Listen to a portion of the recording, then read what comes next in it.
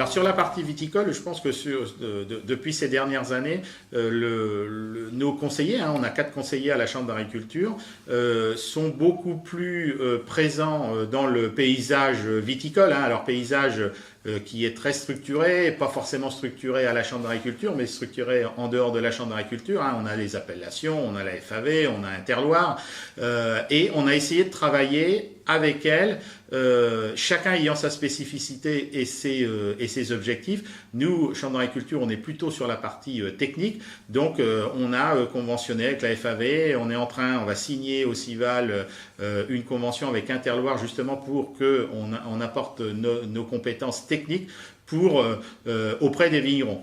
Suite de gel assez exceptionnel de ces dernières années. Donc on a été retenu au niveau national comme chef de file d'une action comment aider les viticulteurs à lutter contre le gel. Hein. Donc on a travaillé sur tout ce qui était l'éolien, sur tout ce qui était l'aspersion, sur le travail des bougies, tous les systèmes, et on a essayé de comparer et de voir qu'est-ce qui était le plus pertinent. Il y a eu les hélicoptères sur Mont-Louis par exemple, qu'est-ce qui était le plus pertinent.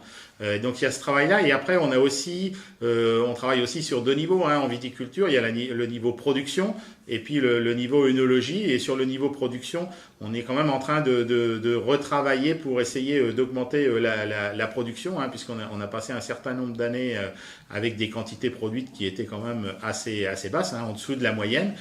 Donc ça fait partie du travail à faire. Et puis après, il y a toute la partie œnologie, puisque nos conseillers sont aussi des œnologues, et ils peuvent accompagner durant l'automne, durant la vinification en prestation, les viticulteurs du département.